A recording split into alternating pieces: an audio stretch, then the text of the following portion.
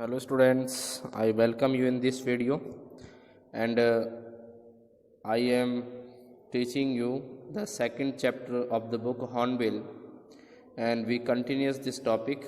Okay.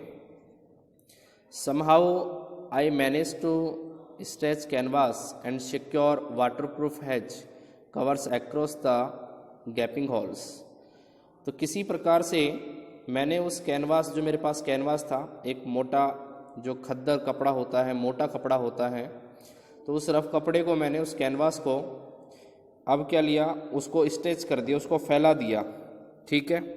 और फैलाने का कारण क्या था कि जो दरवाज़ों के ठीक है वाटरप्रूफ जो हैच थे अक्रॉस द गैपिंग होल्स तो जो दरवाजे थे ठीक है उन दरवाज़ों के ऊपर एक आवरण लगा हुआ था एक कवर लगा हुआ था सिक्योर वाटरप्रूफ था। ठीक है। तो मैंने उसको क्या कर दिया पूरी तरीके से उसको ढक दिया। ठीक है। उसको पूरा मैंने कवर कर दिया ताकि उसके जो होल है यानी कि जो होल है यानी होल का मतलब जिसमें छेद हो चुके थे उस होल को पूरा कवर किया जा सके। Okay. Some water continue to stream below और जो कुछ पानी था वो धीरे धीरे करता हुआ बहता रहा। But most of it was now being deflected over the side किंतु इसमें से अधिकतर जो पानी था वो टकरा कर दूसरी तरफ मुड़ रहा था। मतलब कुछ पानी की धार तो नाव के अंदर अब भी आ रही थी किंतु कुछ पानी की जो धार थी वो टकरा कर वापस ही जा रही थी। क्लियर।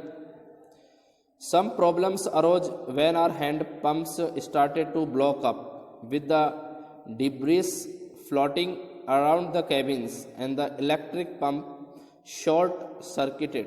ठीक है। तो अब धीरे धीरे क्या हुआ कि जो कमरा था उस कमरे के आसपास कुछ मलबे से तैरता हुआ मलबा सम प्रॉब्लम्स अरोज व्हेन तो कुछ मुसीबत कब पैदा हुई कि जब कुछ मलबा था डेब्रिस फ्लोटिंग डेब्रिस का मतलब होता है जो मलबा बोलते हैं तो कुछ मलबा जो था वो मलबे से जो हमारे हेडपम्प है उन हेडपम्प के अंदर वो मलबा चले जाने से ब्लॉक किसके कारण हुए हेडपम्प मलबा जाने से। तो मलबा जाने से हेडपम्प के जो पंप थे वो बंद हो गए और हमारा जो विद्युत पंप था यानी कि जो इलेक्ट्रिक पंप था हमारा वो इलेक्ट्रिक पंप भी क्या हो गया शॉर्ट सर्किट से खराब हो गया। किससे खराब हो गया शॉर्ट सर्किट से खराब हो गया। शॉर्ट सर्किट का मतलब यानी कि जब आप किसी एक तार को दूसरे तार से अनावश्यक रूप से उसको टच कराते हो तो वहाँ पे शॉर्ट सर्किट हो जाता है। मतलब जो इलेक्ट्रिसिटी है वो डिफ्यूज हो जाती है वहाँ पे। ठीक है। नेक्स्ट है द वाटर लेवल रोज थ्रिटेंगली और जो पानी का स्तर था वो धीरे धीरे भयानक रूप से बढ़ने लगा ऊपर आने लगा जल स्तर बढ़ने लगा। जल स्तर तो बढ़ना ही था क्योंकि पानी की धारा जो सीधे नाव में आ रही थी और धीरे धीरे जो लहरें चल रही थी यानी कि जो तूफान चल रहा था तूफानों से लहरें ऊंची उठ रही थी और उसके कारण पानी का स्तर भी क्या हो गया था तेजी से बढ़ने लगा। Back on deck I found that our 2 spare hand pumps had been raised overhead. और उसके बाद जब मैं डेक पर वापस आया तो मैंने वहाँ पे आकर देखा कि हमारे पास वहाँ पर 2 एक्स्ट्रा हेडपम्प थे यानी कि स्पेयर हेडपम्प स्पेयर का मतलब बचे हुए तो हमारे पास 2 हेडपम्प बच गए थे। ठीक है। और साथ में वो जो था वो कहाँ पे था हैड बीन रेंज्ड ओवरहेड यानी कि जो आगे बोर्ड लगा हुआ था यानी कि और जो मुख्य पाल था हमारा क्या था मुख्य पाल तो मुख्य पाल के समीप 2 हेडपम्प हमारे पास वहाँ पड़े हुए थे। ठीक है। हेडपम्प 2 पड़े हुए थे along with the foresail the jib and the dinghies the main anchor. और साथ में हमारे पास वो कहाँ क्या क्या थे हमारे पास एक हमारे पास तिकोनी पाल थी क्या थी तिकोनी पाल एक हमारे पास क्या थी छोटी नौकाएं थी। ठीक है। डिंगरीज होती है जो छोटी नौकाएं उनको बोलते हैं छोटी नौकाएं। ठीक है। और साथ में हमारे पास कुछ मुख्य लंगर थे। लंगर का मतलब जो रस्से वगैरह आपने देखे होंगे इस तरीके की कुंडी लगी होती है उसमें लंगर के अंदर और इससे एक रस्सा निकला होता है और इस रस्से को यानी कि इस लंगर ये होता है। ठीक है। इनसे क्या है नाव को रोकने में मदद मिलती। कहीं भी टांग दे तो फिर उससे क्या है, नाव का जो हवा की जो धारा है उसको संतुलित किया जा सकता है। Then I remember we had another electric pump under the chart room floor. और उसके बाद मुझे अचानक से याद आया कि एक अतिरिक्त जो इलेक्ट्रिक पंप था, विद्युत पंप था, वो एक चार्ट रूम के फर्श के ऊपर रखा हुआ था। I connected it to an out pipe. और मैंने इस विद्युत पंप को, इस इलेक्ट्रिक पंप को एक बाहर जाने वाले पाइप के साथ जोड़ दिया, ठीक है, ताकि जो नाव का पानी है वो आसानी से बाहर निकाला जा सके, किसी प्रकार की कोई समस्या नहीं आए, ठीक है। And was thankful to find that it worked. और मैं इस बात के लिए बड़ा आभारी था कि इस पंप ने सही तरीके से काम करना चालू कर दिया था, क्योंकि सारी चीज़ें आपने देखा होगा कि मलबा घुस जाने से बाकी के जो इलेक्ट्रिक जो पंप थे वो कैसे हो गए थे, खराब हो गए थे, मलबा घुस गया था और शॉर्ट सर्किट भी हो गया था। The night raked on with an endless. अब मुझे जो रात थी ऐसा लग रहा था जैसे कि अंतहीन रात्रि हो। Bitterly cold routine of pumping. और साथ में जो पानी को बाहर खींचने के लिए, यानी कि पानी को बाहर खींचने वाली जो रात थी, यानी कि जो पंप के साथ पंप चल रहा था और मैं रात्रि के अंदर वहाँ अपनी नाव पर था, तो हवा बहुत तेज थी, ठीक है, और साथ में मैं क्या कर रहा था, पंपिंग कर रहा था, ठीक है। Steering and working the radio. साथ में स्टीयरिंग का मतलब नाव चलाना, मैं साथ में नाव चला रहा था और रेडियो पर काम भी कर रहा था कि किसी न किसी तरीके से मुझे कोई मदद मिल जाए रेडियो के द्वारा। We were getting into the replies to our midday calls. और हम जो थे अपने जो मिड डे कॉल्स थे, उन मिड डे कॉल्स के लिए हम क्या कर रहे थे, इंतज़ार कर रहे थे कि किसी प्रकार के कोई संदेश हमारे पास आ जाए, किसी प्रकार का कोई रिप्लाई हमारे पास आ जाए ताकि हमें किसी प्रकार की मदद मिल सके। Which was not surprising in this remote corner of the world.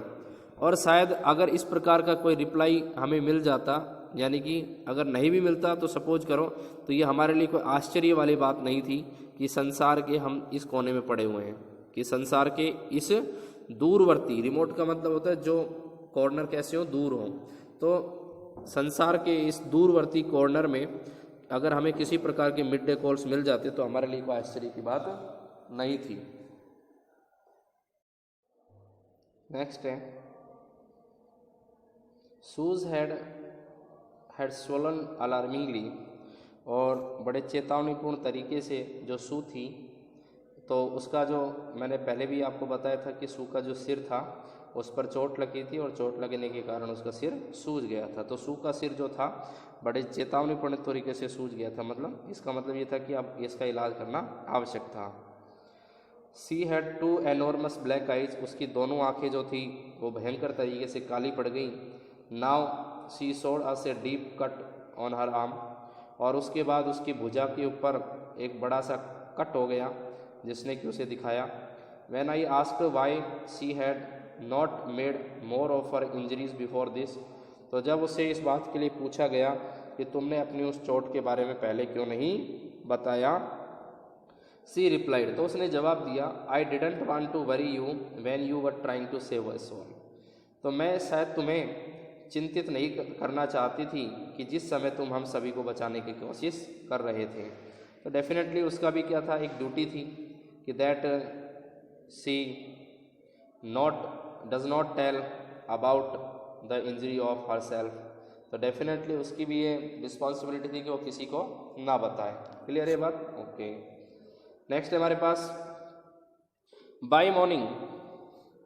और सुबह के समय की बात अब चालू हो जाती है नेक्स्ट पैराग्राफ में। तो by morning on January 3rd the pumps had the water level sufficiently under control for us to take 2 hours rest in rotation. अब क्या हुआ, देखो आपको पता है मेहनत का फल तो क्या होता है, मीठा ही होता है। तो धीरे धीरे उन्होंने क्या किया कि 3 जनवरी की सुबह की बात है, तो पंप से, अब पंप पानी निकालने का काम कर रहे हैं। पंप जब पानी निकाल रहा था यानी कि, तो उससे वाटर लेवल नियंत्रित हो गया। क्या हो गया? यानी कि सफिशिएंटली अंडर कंट्रोल आ गया, नियंत्रित हो गया। और बारी बारी से अब हम क्या कर रहे थे, 2-2 घंटे के बारे में, यानी कि रोटेशन से 2 घंटे के रोटेशन पर आकर आराम ले रहे थे कि भाई 2 घंटे पानी निकालने का काम आप करोगे, 2 घंटे का आप करोगे। तो क्योंकि उस पर आपको पता है 2 क्रू मैन जो थे तो वो भी पानी निकालने में लगे हुए थे, ठीक है। नेक्स्ट है, but we still had a tremendous leak somewhere below the water line. किंतु अभी हमें क्या हुआ कि नाव जो थी, नाव के नीचे वाला जो हिस्सा था, यानी कि जो अगर हम बात करें जो पानी का जो लेवल था, पानी के लेवल में नीचे से कहीं रिसाव हो रहा था, यानी कि जो नाव थी, नाव में से कहीं रिसाव होने लगा पानी का, ठीक है। और उसके बाद ऑन चेकिंग हमने जांच पड़ताल की, I found that nearly all the boat's main rib frames were smash down to the keel, कि पानी यानी कि जो नाव थी, तो जांच पड़ताल करने के बाद पता चला कि जो नाव का मुख्य हिस्सा होता है, तो उस मुख्य हिस्से का जो आधार था वो आधार पूरी तरीके से चकनाचूर हो गया। अब बताओ, आधार ही चकनाचूर हो गया तो नाव उस पानी पर कैसे अपने आप को वहाँ पे डट पाएगा, नाव कैसे वो चल पाएगी पानी के अंदर, क्योंकि अगर पानी जो है अनियंत्रित है और अनियंत्रित पानी के अंदर नाव को चलाना बड़ा मुश्किल था। In fact there was nothing holding up a whole section of the starboard hull except a few cupboard partitions, और वहाँ पर थामने के लिए कुछ नहीं था, ऐसा कुछ नहीं था जिसको थामा जा सके, तो ठीक है। तो दाईं ओर का जो हिस्सा था, दाईं ओर का जो पूरा हिस्सा था, उसको थामने के लिए सिर्फ ध्यान रखना अलमारियों के अलावा कुछ नहीं था। क्या नहीं था कि केवल स्टार बोर्ड को थाम सकते थे, ठीक है, ध्यान रखना। जो कप बोर्ड था, कप बोर्ड पार्टीशन का मतलब अलमारी वाला जो भाग था, ठीक है। स्टार बोर्ड का मतलब जो नाव के सामने वाला हिस्सा होता है, तो नाव के सामने वाले हिस्से में जो अलमारी जो थी उसको थामने के अलावा हमारे पास कुछ भी पकड़ने के लिए नहीं था कि अब हम अपने बचाव के लिए किस चीज़ को पकड़ें, ठीक है। We had survived for 15 hours since the wave hit, और लगभग हमने 15 घंटों तक सर्वाइव किया ताकि हम क्या रह सकें, जो लहरें टकरा रही थी उनसे हम सुरक्षित रह सकें। But Wavewalker would not hold together long enough for us to reach Australia, ठीक है। किंतु उसके बाद मैंने अब क्या किया कि वेव वाकर के बारे में देखा, तो वेव वाकर हमें ऑस्ट्रेलिया पहुंचाने में शायद लंबे समय तक हमारा साथ नहीं निभा सकती थी, क्योंकि वेव वाकर क्या हो चुकी थी। वेव वाकर, ध्यान रखना, वेव वाकर जो है उसकी नाव का नाम है, ठीक है। तो वेव वाकर जो है अब हम सभी को एक साथ थामकर ऑस्ट्रेलिया तक पहुंचाने में असक्षम थी, ऑस्ट्रेलिया नहीं पहुंचा सकती थी। I checked our charts and calculated that there were 2 small islands a few 100 kilometres to the east. उसके बाद हमने चेक किया, चार्ट पर देखा, गणना की, और हमने देखा कि 2 छोटे आइसलैंड जो हैं वो यहाँ से कुछ सैकड़ों किलोमीटर की दूरी में पूर्व दिशा की ओर स्थित है। यानी कि 2 आइसलैंड जो हैं वो छोटे आइसलैंड जो पूर्व दिशा की ओर लगभग कुछ सैकड़ों किलोमीटर की दूरी पर स्थित है। और ये अनुमान किससे पता लगा? जब हमने क्या देखा, जब हमने चार्ट को देखा और उसके बाद गणना की, भाई कहाँ पर द्वीप हो सकते हैं। तो गणना करने के बाद हमें इस चीज़ के बारे में पता लगा कि 2 किलोमीटर, कुछ सैकड़ों किलोमीटर की दूरी पर जो छोटे छोटे 2 छोटे छोटे द्वीप हैं, ठीक है। देयर वर, ठीक है, one of them Ile Amsterdam, और उनमें से एक का नाम था Ile Amsterdam, was a French scientific base. तो ये फ्रांसीसी जो वैज्ञानिक थे उनका केंद्र था। बेस का मतलब होता है केंद्र। Our only hope was to reach these pinpricks in the vast ocean, और हमारी एकमात्र आशा थी कि इस विशाल समुद्र में इन 2 सुई के समान जो सुराख हैं, जैसे सुई से अगर हम छेद करें तो आइसलैंड इतने से दिखाई देंगे पूरे समुद्र में, ठीक है। पूरे मान लो ये समुद्र है, और पूरे समुद्र में अगर हम द्वीप की बात करें तो हम सुई की नोक के बराबर हमें दिखाई देते हैं, इतने इतने। तो सुई की नोक के समान हमें जो 2 क्या थे, द्वीप थे। अब हमने क्या किया, उस पर पहुंचने की क्या की कोशिश की, किसी तरीके से हम वहां पर पहुंच जाएं। ठीक है, pinpricks in the vast ocean का मतलब होता है विशाल समुद्र के अंदर सुई की नोक के समान। जैसे ये समुद्र है तो ये नोक के समान। ठीक है, बट एंडलेस द वाइंड, किंतु unless the wind and seas abated so we could hoist sail. और उसके बाद जो हवा थी, अब हवा और सागर जो थे यानी कि जो समुद्र था वो शांत होने का नाम नहीं ले रहे थे, तो अब हम क्या कर सकते थे कि हम अपने पाल नहीं खोल सकते थे, यानी कि वी कुड होइस्ट सेल। तो अबेटेड का मतलब क्या हुआ, सीज अबेटेड, यानी कि हमारा विरोध कर रहे थे कि हम अपनी सेल को खोल पाएँ। तो ना तो हवा रुकने का नाम ले रही थी, ना समुद्र थमने का नाम ले रहा था।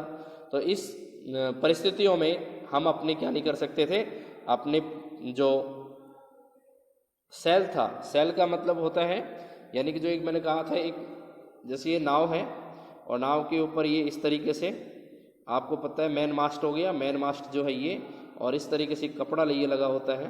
ठीक है, इसी को हम क्या बोलते हैं, सेल बोलते हैं। ठीक है, जिसको हम बोल सकते हैं भाई पतवार वगैरह। ठीक है, बड़ी नावों के अंदर होती है जो, तो उसको हमने भाई खोलने की कोशिश की, लेकिन समुद्र और क्या विरोधी हो गए, यानी कि हवा हमारी विरोधी थी। तो इस कारण से हम अपने सेल को होस्ट नहीं कर सकते थे, सेल को नहीं खोल सकते थे। Our chances would be slim indeed, अब हमारे बचने के जो आसार थे बड़े कम थे। स्लिम का मतलब बहुत कम होना, स्लिम का मतलब ऐसे पतला होता है, यहाँ कम है इसका मतलब, वास्तव में इंडीड का मतलब वास्तव में, तो वास्तव में हमारे बचने के आसार बहुत कम हो गए। The great wave had put our auxiliary engine out of action, और विशाल लहर ने यानी कि हमारे जो सहायक इंजन थे, सहायक इंजन को भी क्या कर दिया, खराब कर दिया। अब हम क्या करते बताओ, क्योंकि हम उसी के सहारे तो पानी निकाल रहे थे और वही हमारा पंप खराब हो गया। तो पंप खराब होने की स्थिति पर हम क्या कर ही जा सकते थे। On January 4 after 36 hours of continuous pumping, और 4 जनवरी वाले दिन लगभग 36 घंटों की लगातार पंपिंग करने के बाद, लगातार हमने क्या किया था, 36 घंटे लगातार पानी बाहर निकाला। We reached the last few centimetres of water, अब हम पानी निकालते निकालते कुछ सेंटीमीटर पानी पर आ गए थे। यानी कि जैसे सपोज करो ये हमारा नाव है और इसके अंदर इतना पानी भर गया था, लेकिन धीरे धीरे करके हमने क्या कर लिया था, उस पानी पर काबू कर लिया और कुछ सेंटीमीटर ही हमारे पास पानी शेष रह गया था। Clear, okay. नेक्स्ट है, now we had only to keep pace with water still coming in, और अभी हमें लगातार कोशिश करनी थी कि जो पानी अंदर आ रहा था हम उसको क्या करते रहे, निकालते रहे। पानी निकालना हमने जारी रखा। ठीक है, we could not set any sail on the main mast, हम जो मैन मस्तूल थे, मैं भी बता रहा था, मैन मस्तूल पर हम किसी प्रकार का पल्लर जो था उसके ऊपर होस्ट नहीं कर सकते थे। हम अपनी जो पाल थे वो नहीं कर सकते थे, खोल सकते थे, क्योंकि जैसे हम पाल खोलते हवा तेज चलती, लहरें तेज चलती, हवा और तेज लहरों के कारण हमारे जो नाव था यानी कि हमारा वेव वॉकर जो था उसकी दिशा निश्चित तौर से बदलती कि नहीं बदलती। Pressure on the rigging would simply pull the damaged section of the hull apart, so we hoisted the storm jib and headed for where I thought the 2 islands. Okay, तो अब 2 आइसलैंड के बारे में भी जो बात की थी हमने कि अब क्या हुआ कि रस्सियों का दबाव था, रस्सियों के दबाव सरलता से जहाज के जो क्षतिग्रस्त हिस्से थे उसको खंड कर देता, उसको बर्बाद कर देता। अगर हम क्या करते, अगर रस्सियों को खींचने की कोशिश करते तो रस्सियों के खींचने से नाव के कुछ हिस्से भी क्या हो जाते, बर्बाद हो जाते, नाव के कुछ हिस्से भी क्या होते, खंडित हो जाते। और इस कारण से जो तूफानी तिकोनी पाल थी, जो नहीं तिकोनी का मतलब जो जिब थी, तो जिब हमने क्या कर दी, ऊंची कर दी और उस ओर चले गए जहां मैंने द्वीपों के बारे में सोचा था कि जिन द्वीपों पर हमें पहुंचना है। अब उनकी एकमात्र आशा क्या बची थी, द्वीप बची थी कि किसी न किसी तरीके से वो द्वीप पर पहुंचे और द्वीप पर पहुंचकर क्या करें, वहां अपने आप को सुरक्षित करें। ठीक है, कोई ना कोई तो सहारा मिल ही जाता। मेरी फाउंड सम कॉर्न्ड बीफ, अब मेरी को क्या मिला, कुछ तैयार गाय का मांस मिला, कुछ नमकीन मांस मिला, ठीक है। वैसे कॉर्न का मतलब होता है जो नमकीन नमकीन सा स्वाद देता है, ठीक है। तो उसको कुछ कोने में एक नमकीन जो था मांस का टुकड़ा मिला, एंड क्रैकर बिस्किट्स, और कुछ बिस्किट के टुकड़े मिले, यानी कि चूरे हो चुके थे। And we ate our first meal in almost 2 days, और लगभग हमने 2 दिनों के बाद अपना पहला भोजन खाया। मतलब 2 दिनों से हमने खाना भी नहीं खाया था, इतनी बुरी हालत हो गई थी, ठीक है। अब खाना नहीं मिले ऐसी हालत में तो हालत तो ख़राब होनी थी, ठीक है, तो खाना ज़रूरी था। अब ये ध्यान रखना, ये कोई इंडियंस तो है नहीं जो बीफ नहीं खाएंगे, आपको पता है। तो ये तो आपको पता है कि इंग्लैंड या फिर फॉरेन कंट्री वगैरह में बीफ तो नॉर्मली वो खाते हैं लोग बाग, ठीक है। जैसे यहाँ मटन वगैरह जैसे चलता है तो उसी तरीके से बीफ का इस्तेमाल वो बड़ी स्तर पर कर लेते हैं बीफ, ठीक है। हालांकि अपन ही क्या मानते हैं इस चीज़ को कि हमारे धर्म के विरुद्ध है, इसलिए अपन इन चीज़ों को कभी भी हाथ नहीं लगाते हैं, ठीक है। हम किसी भी, हालांकि देखो इंडिया में आज भी ऐसे लोग हैं जो इन चीज़ों का जो सेवन है बिल्कुल भी नहीं करते, ना बचपन से लेके मृत्यु तक वो इस तरीके की चीज़ें नहीं खाते और खानी भी नहीं चाहिए, ठीक है। तो 2 दिनों के बाद उसने क्या किया, भोजन किया, ठीक है, 2 दिनों के बाद। But our respite was short lived, किंतु ये जो हमारा समय था, रिस्पाइट का मतलब जो हमारा आराम था वो बहुत छोटा था, शॉर्ट लिव्ड था, हम आराम नहीं कर सके। At 4 PM black clouds began building up behind us, और 4 बजे के आसपास जो बादल थे वो बिल्डिंग के समान हमारे ऊपर छाने लगे। बिल्डिंग जितनी ऊंची होती, देखिए ना बड़ी बड़ी बिल्डिंगें, तो बिल्डिंगों के समान जो क्या थे, यानी कि वो काले बादल थे वो छाने लगे। विद इन द आवर, और 1 घंटे के अंदर the wind was back to 40 knots and the seas were getting higher. उसके बाद जो आंधी थी, हवा थी, वो 40 नॉट्स की रफ्तार से चलने लगी और समुद्र की लहरें ऊंची और ऊंची उठने लगी। The weather continue to deteriorate throughout the night, और जो मौसम जो खराब था तो पूरी रात मौसम और भी ख़राब होता चला गया। And by dawn on January 5 our situation was again desperate, और हमने 5 जनवरी की जब सुबह हुई, यानी कि डाउन का मतलब मैंने बताया था भोर, तो 5 जनवरी की जब सुबह हुई तो हमारी हालत क्या हो गई थी, और भी ज़्यादा निराशाजनक हो गई थी। डिस्पेरेट का मतलब निराशाजनक, ठीक है। नेक्स्ट है, when I went to comfort the children John asked, तो जब मैं बच्चों को आराम देने के लिए गया, उनको कंफर्ट देने के लिए गया, तो जॉन ने मुझसे पूछा, क्या पूछा, daddy are we going to die, क्या हम मरने वाले हैं।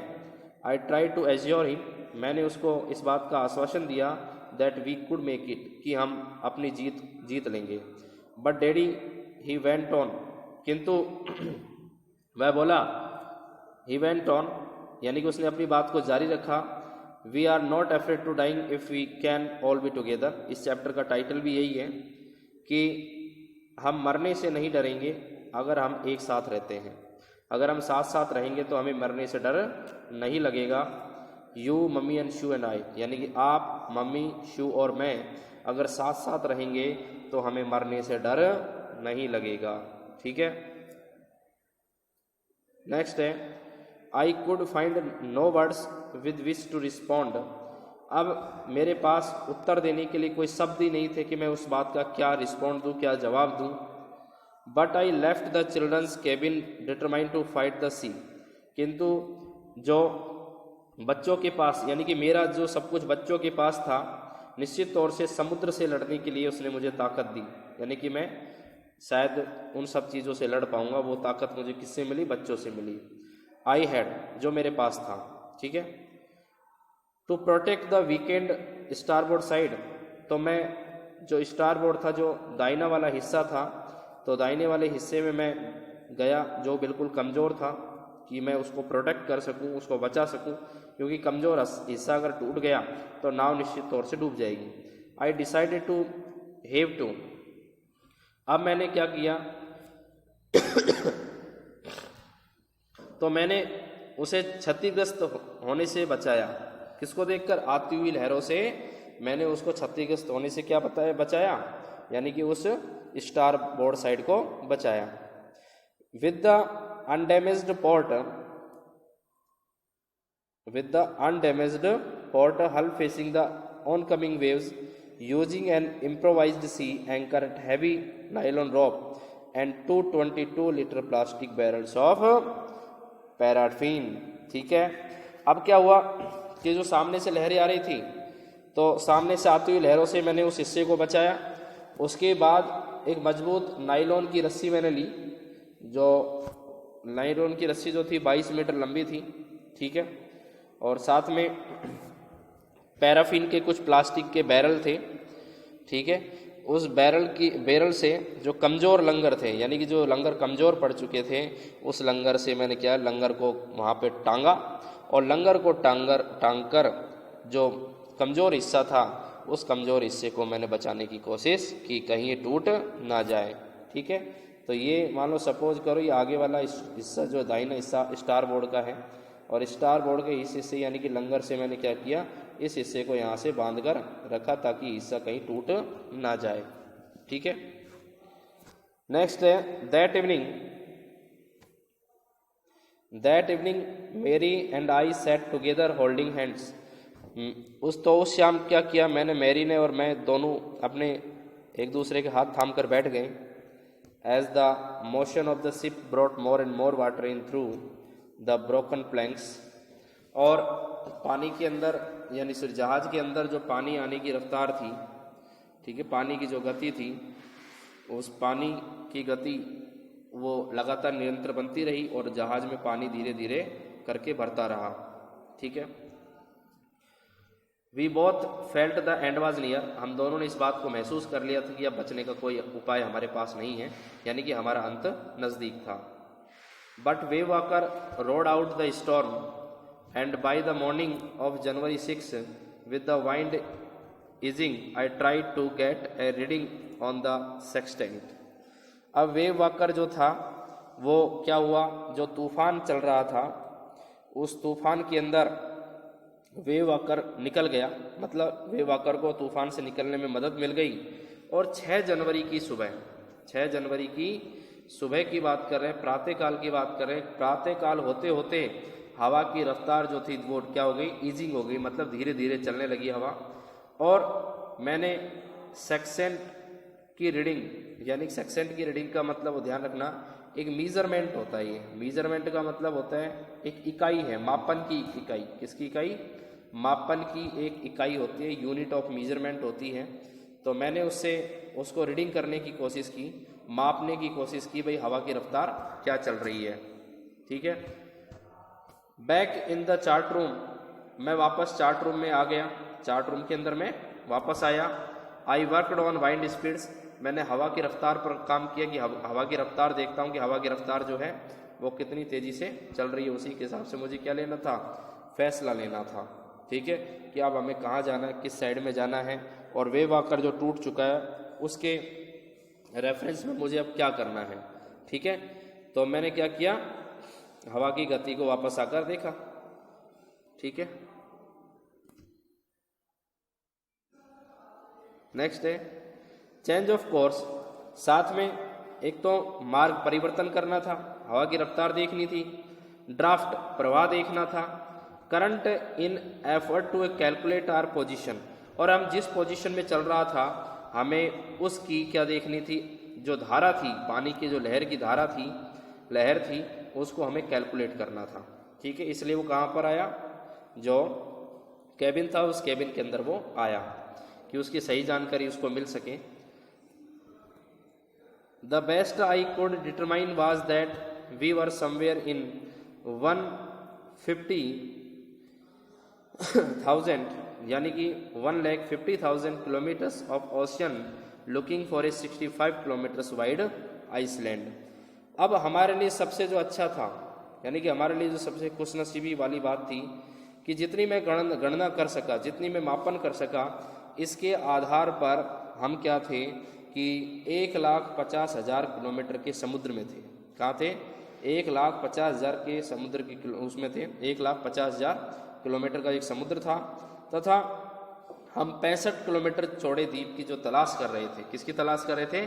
65 किलोमीटर जो वाइड आइसलैंड था, हम उसकी क्या कर रहे थे? समुद्र के अंदर तलाश कर रहे थे।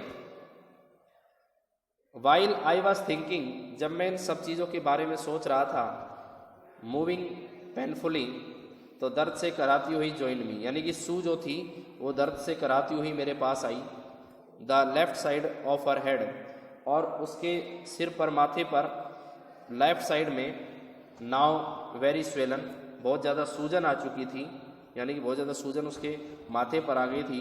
And her blackened eyes narrowed to slits, और उसकी जो आंखें जो काली पड़ गई थी, वो धीरे धीरे उसकी आंखें उन पर सिलवटें पड़ने लगी। सिलवटे का मतलब होता है आंखें मिचने लगी, आंखें छोटी होने लगी। ठीक है। सी gave me A card she had made, और उसने एक कार्ड बनाया था और उस कार्ड को उसने मुझे दिया, एक खुद का बनाया हुआ कार्ड मुझे उसने दिया। On the front she had drawn caricatures of Mary and me with the words, और सामने यानी कि कार्ड के ऊपरी वाले भाग पर, ऑन द फ्रंट साइड यानी कि कार के ऊपरी वाले भाग पर उसने मेरा और जो मेरी थी यानी कि मेरी पत्नी यानी कि सुकी ममा, तो उसने मेरी और मेरा यानी कि मेरा को मतलब वो खुद, कौन? अरे बिजनेसमैन, और मेरी कौन? उसकी पत्नी। एक व्यंग चित्र बनाया उसका। क्या बनाया? एक व्यंग चित्र उसने बनाया। ठीक है। और नीचे उसके शब्द भी लिखे हुए थे। अब शब्द क्या थे वो देखते हैं। Here are some funny people, यहाँ पर कुछ ऐसे मजाकी लोग भी रहते हैं। Did they make you laugh, क्या उन मजाकी लोगों ने तुम्हें भी हंसाया? I laughed a lot as well, मैंने तो बहुत सारा यानी कि मैंने तो बहुत ज़्यादा हंसी, मैं तो बहुत ज़्यादा हंसी। Inside was a message, और मुझे अंदर से एक मैसेज भी मिला। Oh how I love both, how I love you both, कि मैं तुम दोनों को कितना प्रेम करती हूँ, यानी कि अपने पेरेंट्स से वो कितना प्रेम करती है। So this card is to say thank you, इसलिए यह कार्ड तुम्हें इसलिए दिया है कि मैं तुम्हें धन्यवाद दे सकूं। And let's hope for the best, और कुछ अच्छा करने के लिए मैं तुम्हें क्या कर सकूं? एक आशा दे सकूं कि तुम और भी अच्छा कर पाओ। Somehow we had to make it, और निश्चित तौर से हम सफल होने यानी कि हो जाएंगे। क्या हो जाएंगे? क्या होना था? मुझे सफल होना था, कि हमें जीत अवश्य मिलनी चाहिए ताकि हम इस समुद्र की लहरों से लड़ सकें। ठीक है। नेक्स्ट है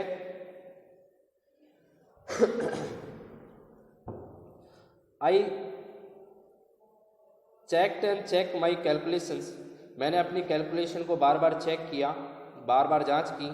we had lost our main compass, हमारा मुख्य दिशा सूचक यंत्र खो गया था। And I was using a spare which had not been corrected for magnetic variation, और हमारे पास एक बचा हुआ दूसरा अतिरिक्त दिशा सूचक यंत्र था, लेकिन यह सही तरीके से काम नहीं कर रहा था। I made an allowance for this, अब मैंने क्या किया? I made an allowance for this and another estimate of the influence of the westerly currents which flow through this part of the Indian Ocean।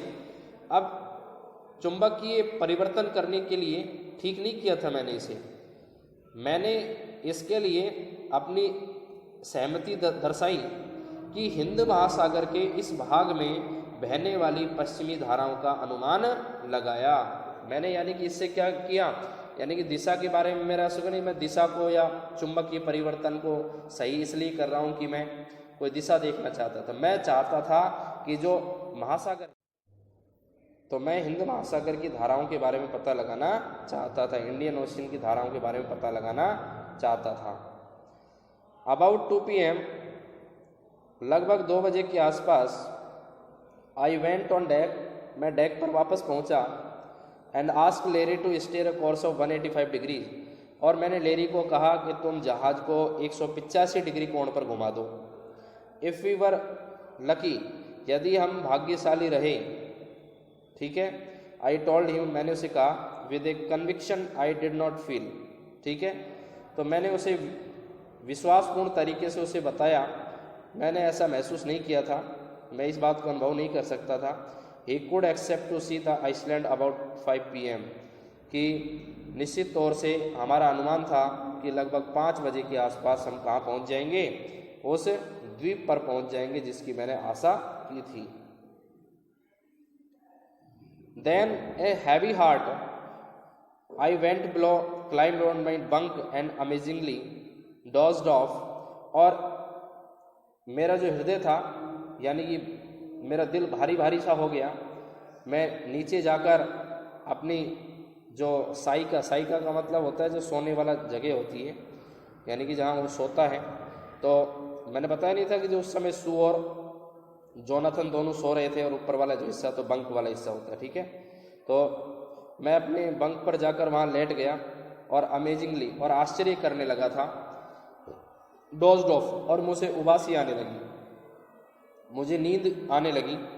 When I walk it, और मैं जब जगा, it was 6 PM, लगभग 6 बज गए थे शाम के। एंड ग्रोविंग डार्क, अंधेरा होने लगा। I knew we must have missed the island, और मैंने सोचा कि शायद हमारा जो आइसलैंड था वो निकल गया, यानी कि जिस चीज़ की हम तलाश कर रहे थे सोने के कारण वो निकल गया। And with the sail we had left, और जो पाल जो हमने क्या कर दी थी, जो छोड़ दी थी, हमने क्या कर दिया था, उस पाल को छोड़ दिया, पाल को नीचे कर दिया। We could not hope to beat back into the westerly winds, और हम इस बात की बिल्कुल भी आशा नहीं कर सकते थे कि हम पश्चिमी हवाओं के साथ वापस जा सकें, यानी कि जो आइसलैंड हमारा छूट गया उस आइसलैंड पर हम वापस जा सकें, शायद पश्चिमी हवाओं के कारण हम ऐसा सोच भी नहीं सकते थे, ठीक है। That moment a tousled head appeared by my bunk, और उसी समय जहाँ मैं सो रहा था उसके पास उलझे बालों वाला, यानी कि टॉजल्ड हेड का मतलब उलझे बालों वाला एक सिर, यानी कि एक आदमी मुझे दिखाई दिया। कैन आई हैव ए हग, क्या मैं तुमको गले लगा सकता हूँ? जोनाथन आस्क्ड, जोनाथन ने मुझसे पूछा। सू वाज राइट बिहाइंड हिम, और सू उसके बिल्कुल पास खड़ी थी, पीछे खड़ी थी।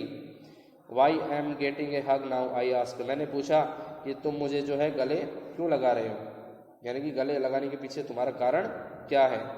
Because you are the best daddy in the whole world and the best captain, my son replied. मेरे बेटे ने कहा कि पापा आप दुनिया के सबसे अच्छे क्या हो, पापा हो, बेस्ट डैडी हो, और निश्चित तौर से आप एक अच्छे कप्तान भी हो। क्या हो? एक अच्छे कप्तान भी हो।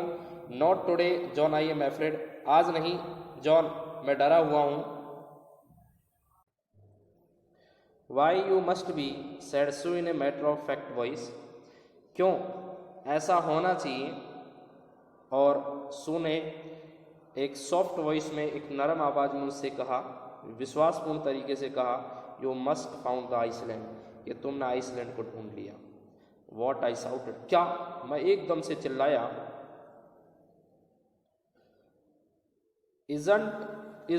It's out there in front of us, they chorused, और वो एक साथ समूह में चिल्लाए कि क्या वो हमारे सामने हैं, यानी कि क्या हम उस द्वीप के सामने आ गए हैं। As big as a battleship, ऐसा लगता था जैसे कि हमने कोई बड़ी जंग जीत ली हो, ठीक है, सॉरी, एक बड़ा, as big as battleship, ऐसा लगता था कि एक कोई बड़ा लड़ाई का युद्ध स्थल हो। आई रस्ट ऑन डेक, मैं वापस डेक पर लौट कर आया। And gazed with relief at the stark outline Ile Amsterdam, और डेक पर आकर मैंने एक राहत की सांस के साथ मेरे सामने जो आइल स्टारडम जो द्वीप था, मैंने उसको टकटकी लगाकर देखने लगा, ठीक है। स्टार्क आउटलाइन का मतलब होता है बाहरी सीमा को, तो आइल स्टारडम की बाहरी सीमा को मैं टकटकी लगाकर एक राहत की सांस से देखने लगा। It was only a bleak piece of volcanic rock, यह केवल एक छोटा सा कोई ज्वालामुखी चट्टान का एक टुकड़ा था, यानी कि एक बड़ा विशाल चट्टान का टुकड़ा था, जो किससे बना था, वोल्केनिक रॉक का। वोल्केनिक रॉक का मतलब ज्वालामुखी, जो पर्वत होते हैं, ज्वालामुखी जो चट्टान होती है उसका एक पार्ट था। विद लिटिल वेजिटेशन, जिस पर थोड़ी बहुत वनस्पति उगी हुई थी। The most beautiful island in the world, और संसार में सबसे अधिक सुंदर मुझे क्या लगा, द्वीप लगा। We anchored offshore for the night and the next morning all the 28 inhabitants of the island cheered as they helped us ashore। अब हमने क्या किया, पूरी रात तक उस पर लंगर डाले रखा। अगली सुबह उस द्वीप पर लगभग 28 लोग जो हमारे साथ हमारी नाव पर थे, उन सभी लोगों ने हमें खुश कर दिया, क्योंकि उन्होंने तट पर पहुंचने में हमारी क्या की थी, मदद की थी। With land under my feet again, और फिर से ज़मीन पर मेरे पैर पड़े। My thoughts were full of Larry and Herb, और मैं मेरी के विषय में सोचने लगा। मेरी कौन, मेरी पत्नी। Full of Larry and Herb, sorry, Larry और हर्ब के विषय में, जो उसके क्रूमैन थे। मेरी तो उसकी पत्नी थी, और जो लेरी और जो हर्ब थे वो कौन थे, वो उसके दोनों साथी थे। तो उस समय मैं क्या सोचने लगा, मैं हर्ब के बारे में सोचने लगा, लेरी के बारे में विचार करने लगा। Cheerful and optimistic under the direst stress, कि उन्होंने वो क्या रहे, चीयरफुल रहे, मतलब खुश रहे, आशावादी बने रहे, और डायरेस्ट स्ट्रेस, और स्ट्रेस यानी कि तनाव से बाहर रहे।